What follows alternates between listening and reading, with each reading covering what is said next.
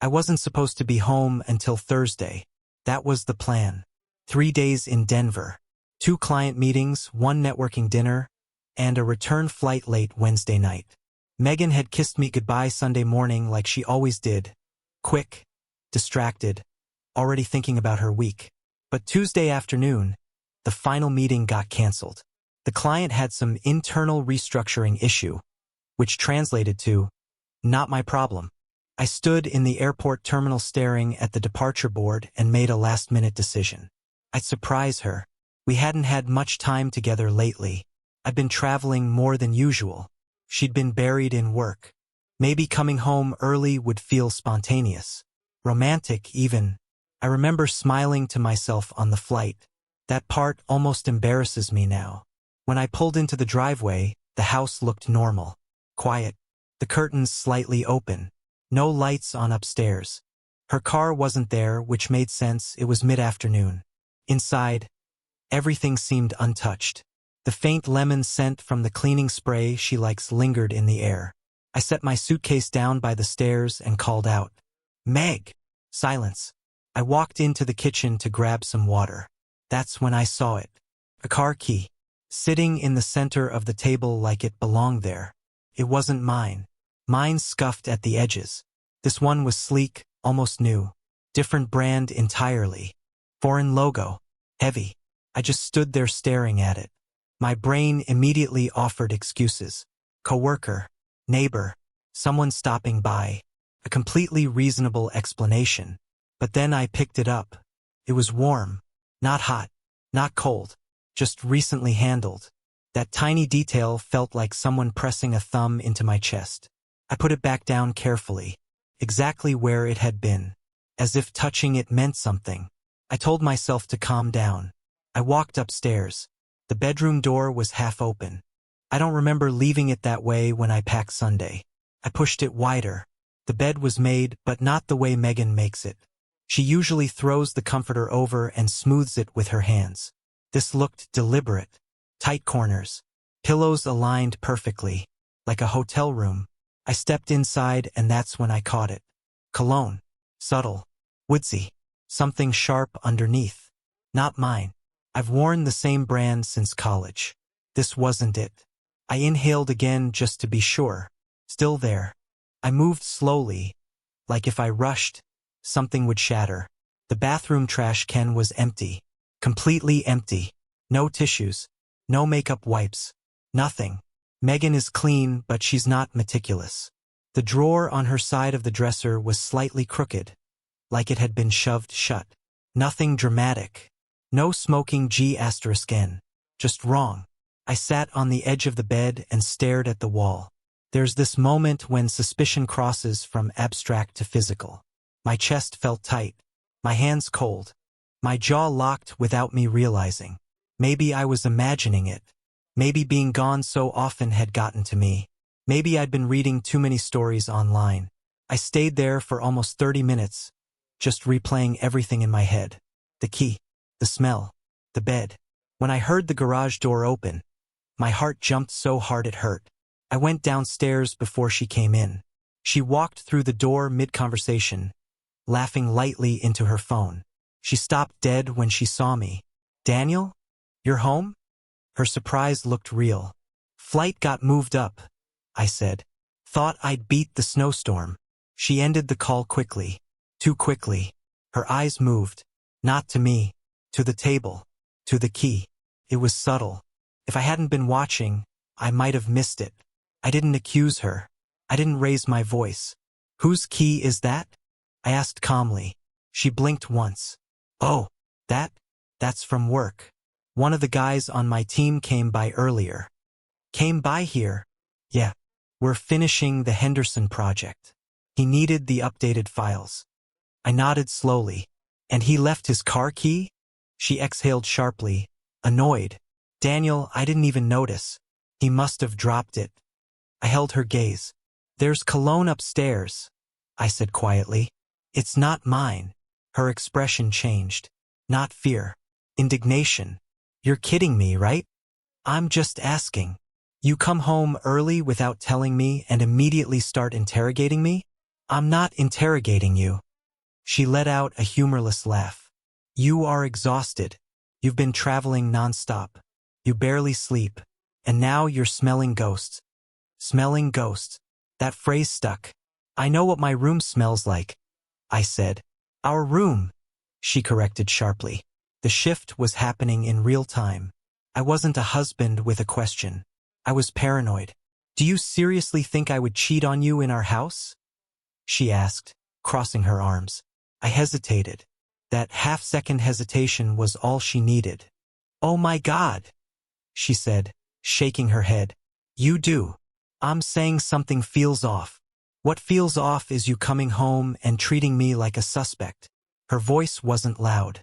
It was controlled, measured, almost disappointed. I've been busting my ass at work, she continued.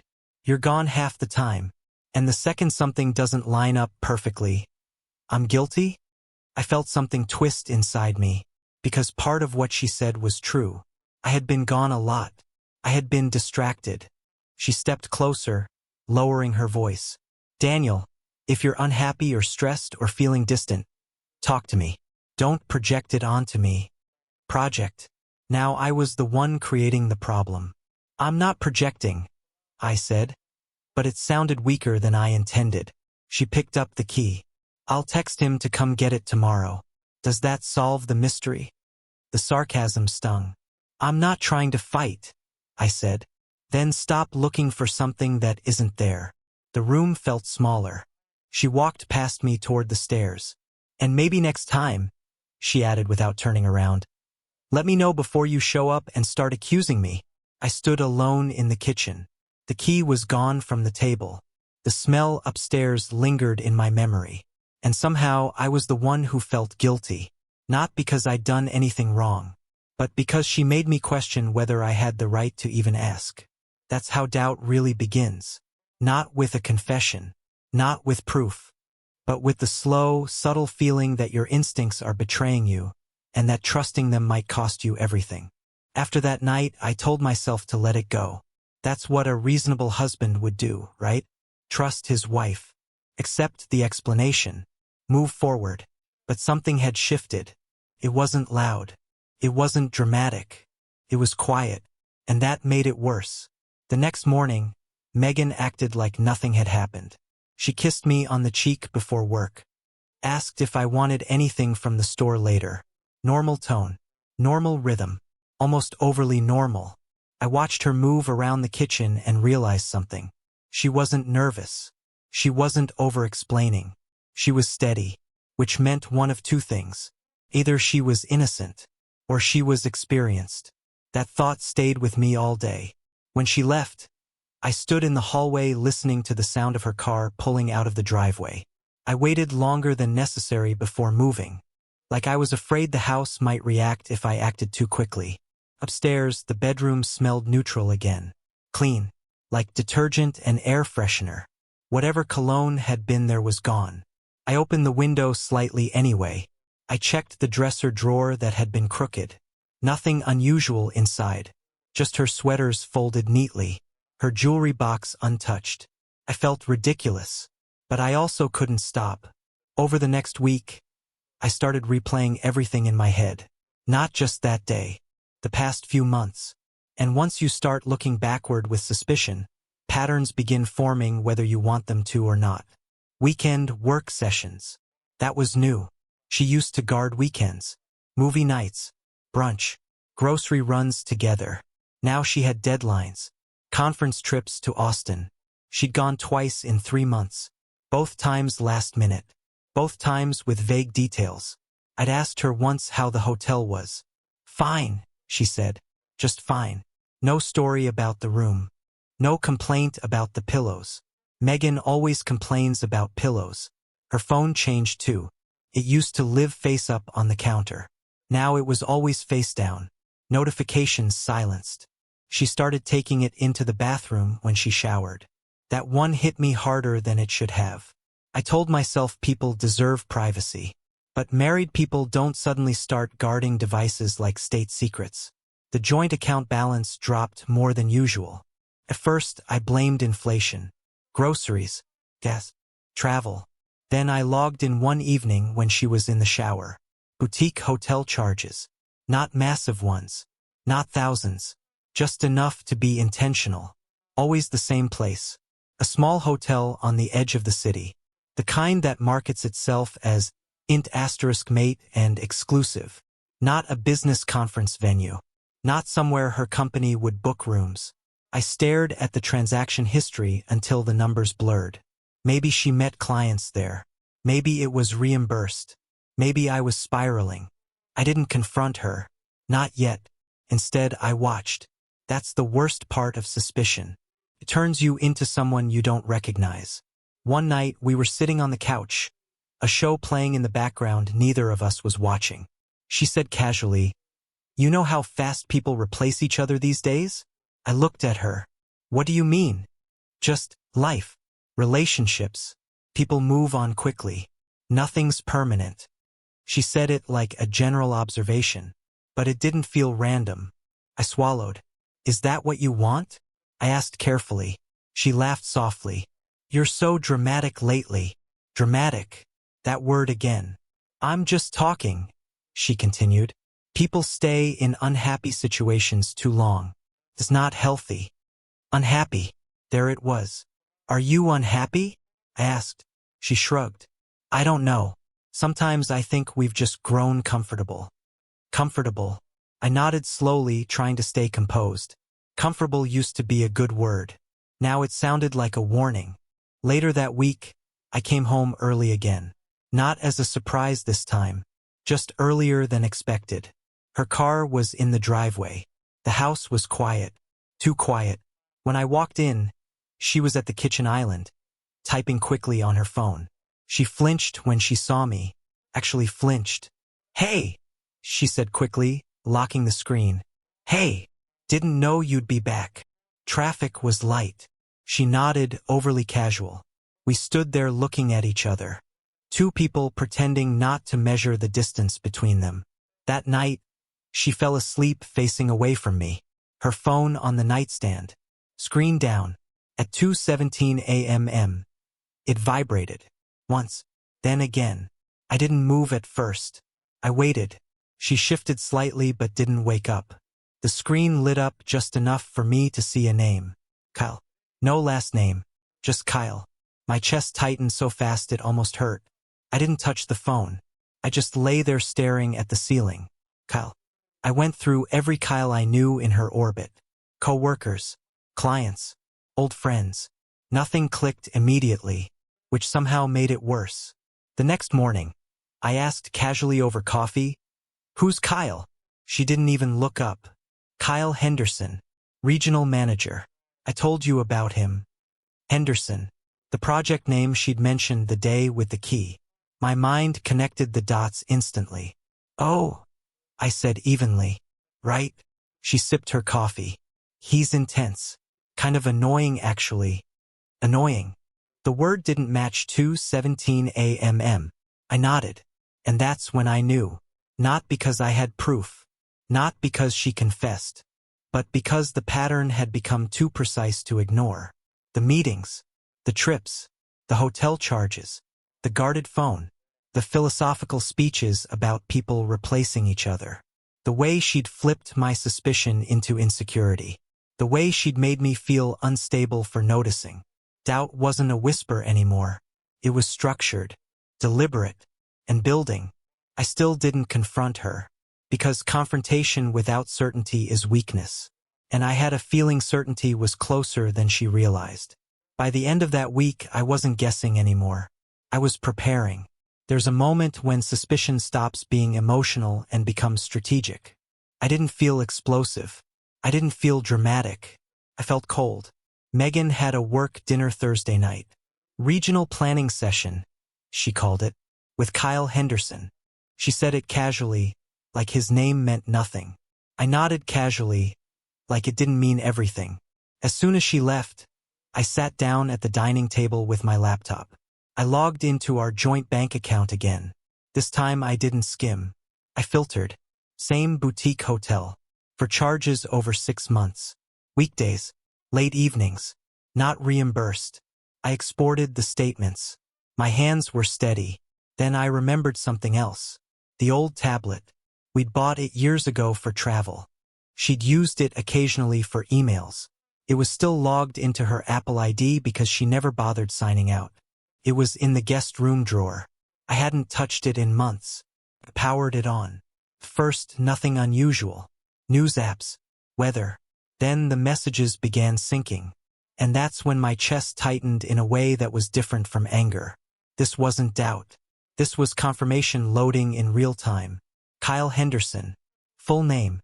Profile picture. The thread opened automatically. The first message I saw wasn't subtle.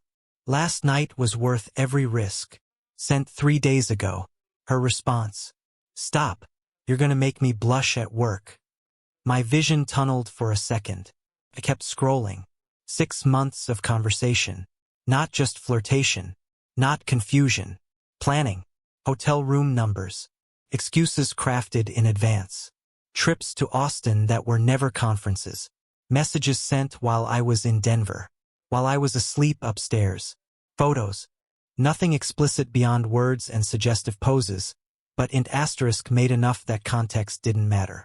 Then I saw the message that ended any remaining illusion. Kyle, does he suspect anything? Megan, he's too trusting. And even if he did, I could turn it around in 5 minutes. 5 minutes. I stared at that line until it blurred. Then another message.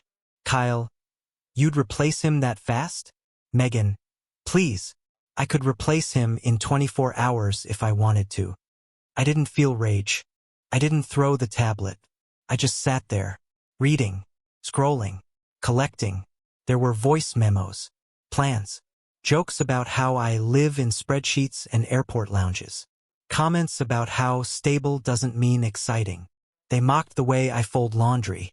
They mocked how I order the same thing at restaurants. They mocked my loyalty like it was a weakness. 6 months. Not a mistake. Not a lonely moment. A sustained decision. The hotel charges matched message timestamps. The Austin trips matched room reservations. One message confirmed it plainly. Same suite as last time? Yes. 314. I like that one. Room numbers. I took *TS of everything. Every message. Every confirmation. Every insult. I emailed them to a private account. Then I exported the financial statements. The pattern was airtight. She hadn't just cheated. She'd used our joint funds to finance it. Our money. The money we'd talked about saving for a down payment on a bigger house. The money we'd earmarked for the future. There was one more thing. Kyle's contact information was visible in the thread. Work email. Corporate title. Regional manager. The affair wasn't just personal. It was corporate misconduct. He supervised her department indirectly. Power imbalance. Policy violation. They'd been reckless in more ways than one.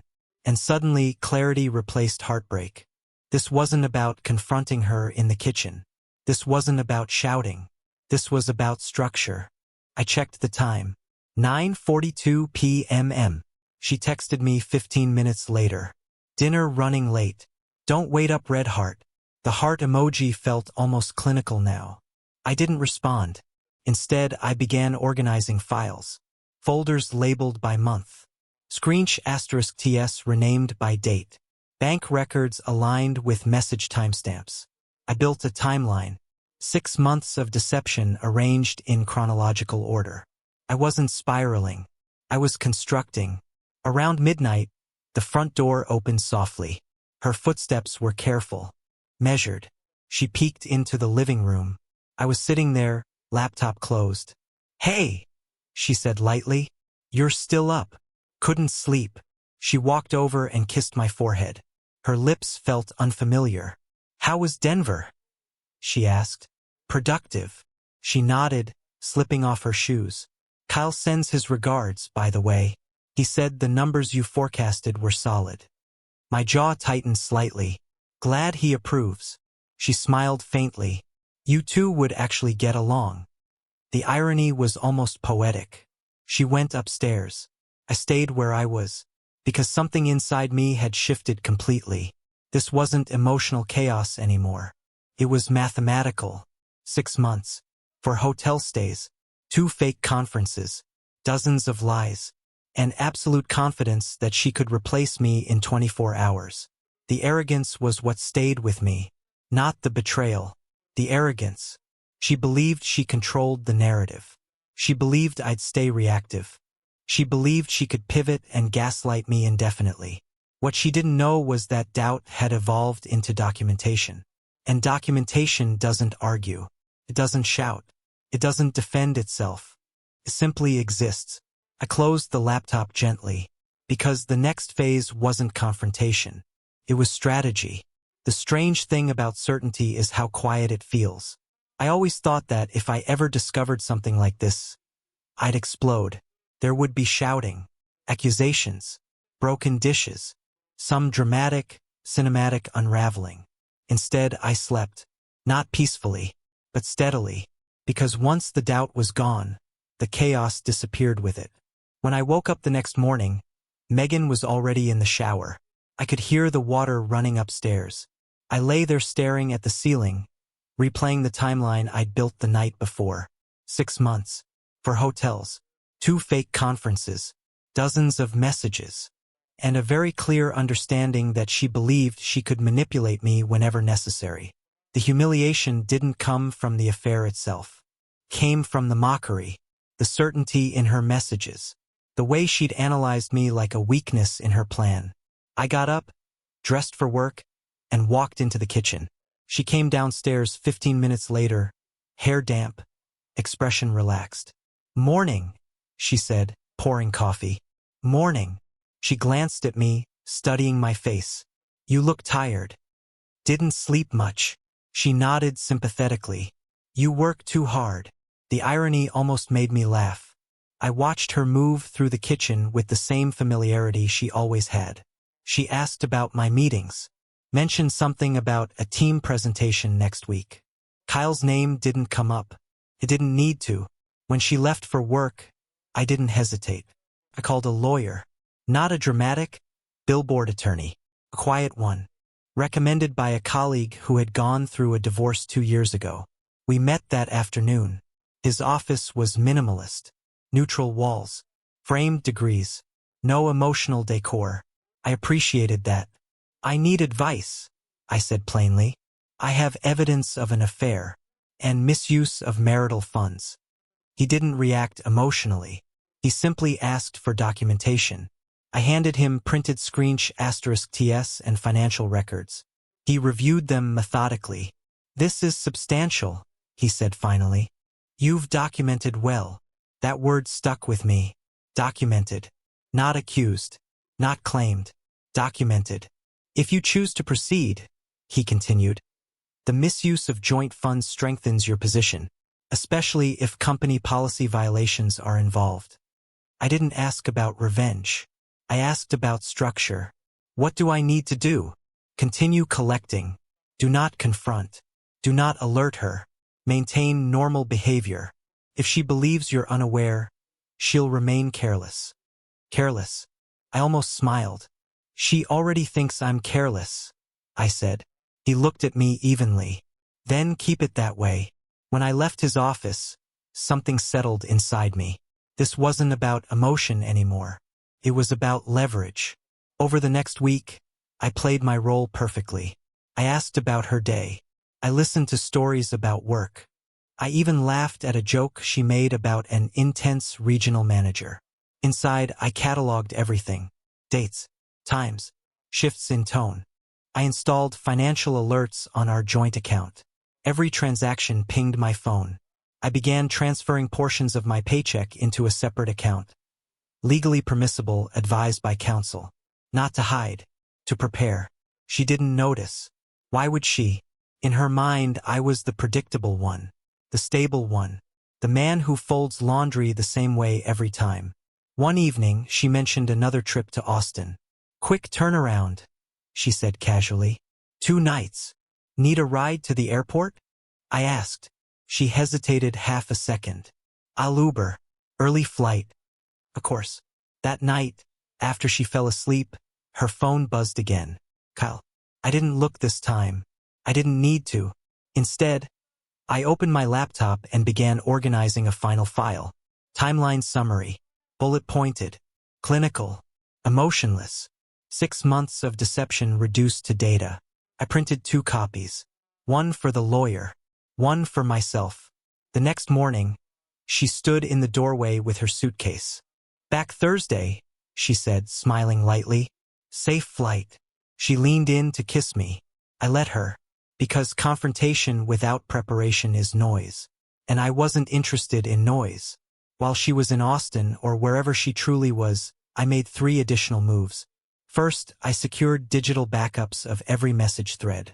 Second, I requested certified copies of the full bank statements, not just online summaries.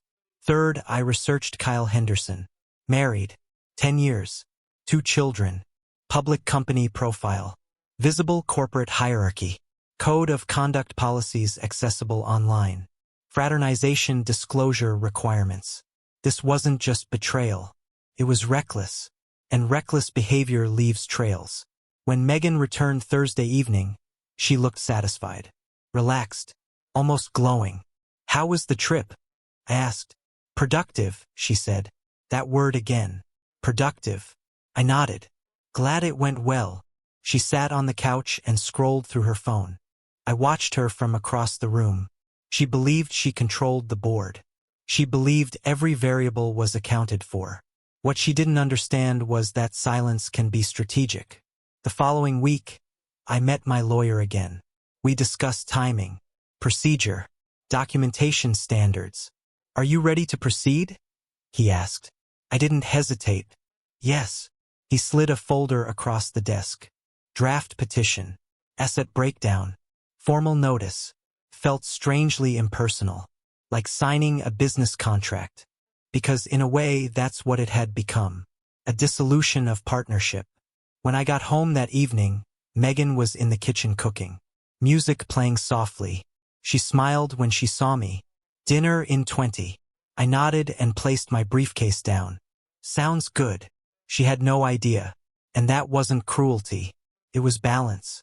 She had chosen deception with confidence. I chose preparation with precision. The difference? One is emotional. The other is final. I didn't confront her. I didn't accuse her. I let her believe the deflection had worked. Because the collapse of confidence is always louder when it's unexpected. And I was done being reactive. Now I was deliberate.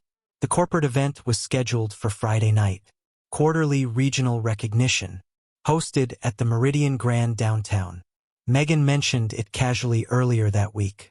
It's mostly networking, she said while adjusting her earrings in the mirror. Regional leadership will be there. Regional leadership.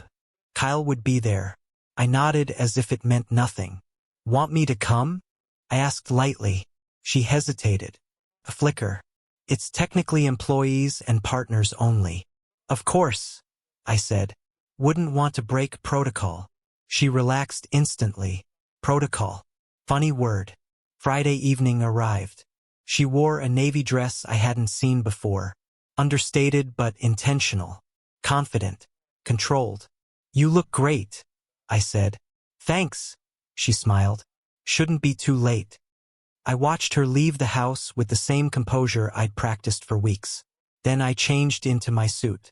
Not a flashy one. The charcoal one she always said made me look mid-dating in a quiet way. I drove separately. The Meridian Grand lobby was polished marble and soft gold lighting. The kind of place designed to amplify status. I checked in at the event desk. My name's Daniel Brooks, I said evenly. Spouse of Megan Brooks. I was told partners are welcome. The coordinator glanced at her list. Smiled. Of course, Mr. Brooks. Of course. The ballroom doors were open. Muted jazz. Clusters of professionals holding drinks and performing confidence. I stepped inside calmly.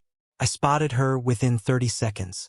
She was standing near the center of the room, laughing at something Kyle had said. His hand was resting lightly at the small of her back. Subtle. Familiar.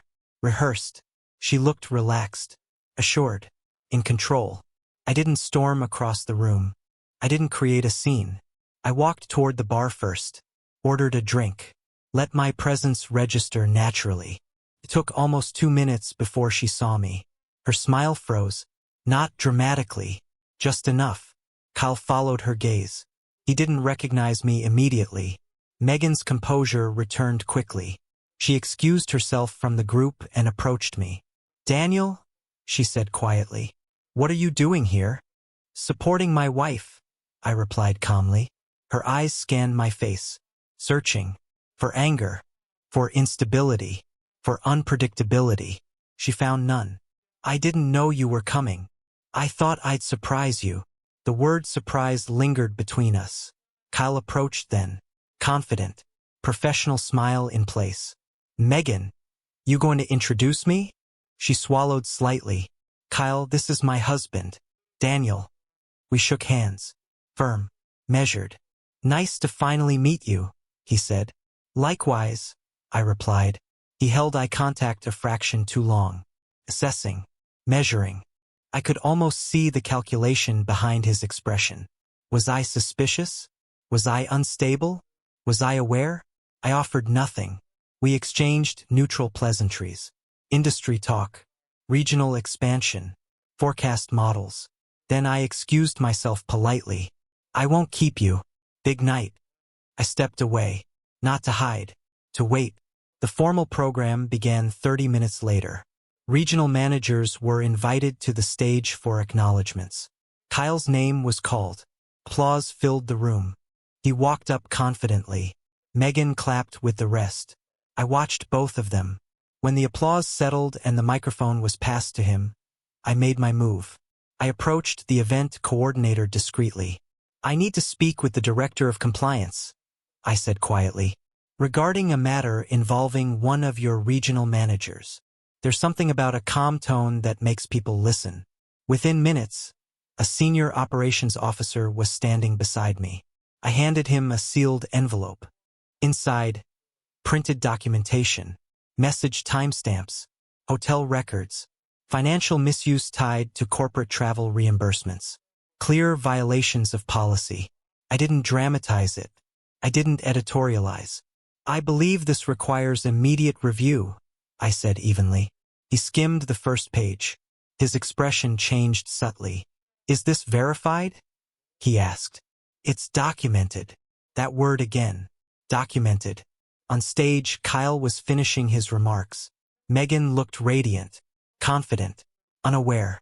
The operations officer excused himself toward the stage exit area. 2 additional executives joined him. The timing wasn't accidental. The applause ended. Kyle stepped down from the stage. Instead of returning to the crowd, he was intercepted quietly near the curtain. Megan noticed immediately. Her brows furrowed. She glanced around. Then her eyes found me, still standing near the bar, still calm. It took about 20 seconds for the shift to happen. A compliance officer approached Megan next. Soft voice, professional tone. "Ms. Brooks, we need a word." Her face drained of color. The confidence evaporated in real time. She looked at me again, this time not searching for instability, searching for explanation, for denial, for chaos. I raised my glass slightly, not mockingly, not aggressively, simply acknowledgement. Her belief that she controlled the narrative collapsed visibly. Kyle was escorted out a side door. Megan followed with 2 executives. No shouting, no spectacle, just procedure. Whispers began circulating almost immediately. Conversations hushed, speculation rising. I didn't linger. I finished my drink, placed the glass on the bar, and walked out through the main doors. The cool night air felt steady, balanced. I didn't feel victorious. I felt precise. She had believed manipulation would always win over documentation. She had believed emotional deflection would outweigh evidence. She had believed she could replace me in 24 hours. What she hadn't accounted for was preparation. By the time she called my phone, 3 missed calls in under 5 minutes, I was already halfway home. I didn't answer, because the collapse had already begun. And this time there was no pivot, no gaslighting, No turning it around in 5 minutes. Only consequence. The divorce process began Monday morning. I filed with full documentation. Hotel charges, message logs, misuse of joint funds. My lawyer moved efficiently. There was no emotional argument to make, only evidence. Megan tried to reach me repeatedly, first angry, then apologetic, then desperate. But documentation outweighed narrative. Her company launched an internal investigation within days. Kyle was placed on leave. Megan insisted it was being blown out of proportion. But policy doesn't negotiate with feelings. For the first time, she wasn't in control of the story. In mediation, she attempted to reframe everything as a complicated emotional mistake. The financial records spoke louder. Transfers, dates, room numbers. The power dynamic reversed completely. I wasn't reacting anymore. I was prepared. And preparation wins over panic every time. 2 weeks later, I learned Kyle was married. His wife had suspected for months. The investigation gave her what she needed. She filed for divorce within days of his suspension. Corporate findings followed shortly after: policy violations, non-disclosure, misuse of authority. His career unraveled quickly. Megan lost her position soon after. Officially, restructuring. Unofficially, consequence. Her confidence, the certainty that she could replace me in 24 hours, collapsed under reality. She wasn't the one choosing anymore. She was the one being removed. From the company. From the project. From my life. I didn't feel revenge. I felt clarity. Restraint had done what anger never could. In the end, I wasn't the replaceable one. I was the prepared one. And that made all the difference.